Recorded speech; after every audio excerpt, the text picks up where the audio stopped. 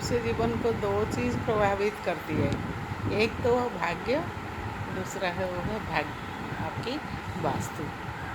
जब भाग्य आपके साथ होती है, वास्तु ठीक भी नहीं है तो आपको कुछ करने की ज़रूरत नहीं है, लेकिन 50% आप सुख सुविधा जो भी है समृद्धि पाते हैं।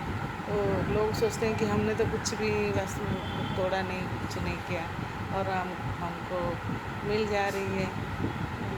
लेकिन ये जब तक आपके भाग्य साथ है, जैसे ही भाग्य साथ देना छोड़ देता है फिर आपकी विपत्ति शुरू हो जाती है। तो वास्तु को ठीक रखें हमेशा। घर की वास्तु, पानी, आग, जो पंचभूतों में हमारा शरीर भी बना है और पंचभूत में हमारा पृथ्वी है, तो उसको बैलेंस करके अगर हम घर बनाते हैं तो सुख समृद्धि, सुख दुख मतलब आपको बीमार भी नहीं होते हैं, बहुत सुखी होते हैं। आपको पता है, आप खुद अनुभव कर सकते हैं कि धरती के साथ आपकी शरीर कैसे जुड़ा हुआ है।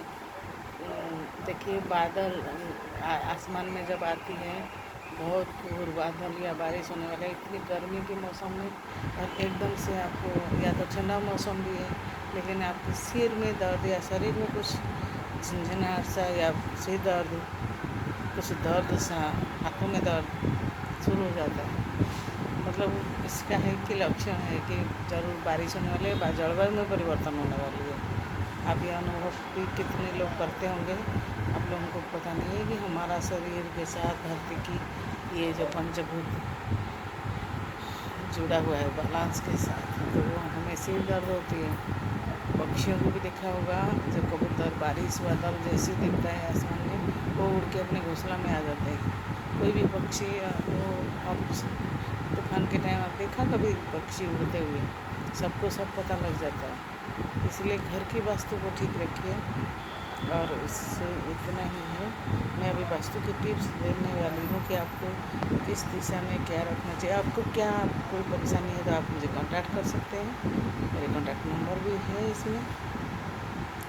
और कोई वास्तु के हिसाब से आपका कुछ परेशानियाँ हैं, घर में कुछ गलत चीज़ बना दिया है, मंदिर गलत जगह पे है या आपकी रसोई गलत जगह पे, उसका सबका इलाज भी तो समय रहते अगर आप कर लेते हैं तो नसीब तो ठीक है ही, उसके साथ साथ वास्तु भी ठीक है, तो आपको जो तरह का मत होगा। इसलिए आप ज़रूर ये बात को मेरे से रखिए कि वास्तु ठीक कराए घर की।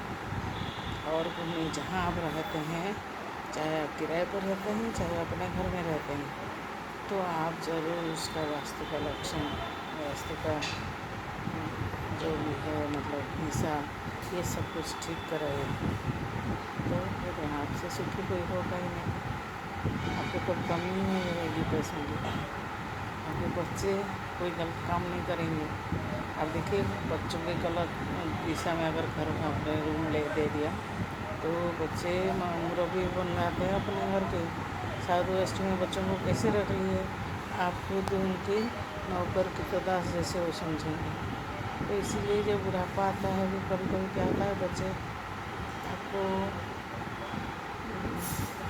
बेदखल करने की कोशिश करते हैं, तो बच्चों को उनकी जगह पे रखिए। आपके हमेशा मान के रहेंगे, आपके रिगार्ड रिस्पेक्ट करेंगे। ये भी वास्तु का ही दोष है। अगर बच्चों को हम नॉर्थ दिशा में, नॉर्थ ईस्ट में या नॉर्थ दिशा में, नॉर्थ ईस्ट में तो भगवान के में होता है, नॉर्थ में आप साउथ वेस्ट जो है वो मालिक की जगह है, उस रूम में आप रहिए और बच्चों को आपके नॉर्थ में या ईस्ट में जहाँ पर भी आप रख सकते हैं उनके रूम जैसे दीजिए।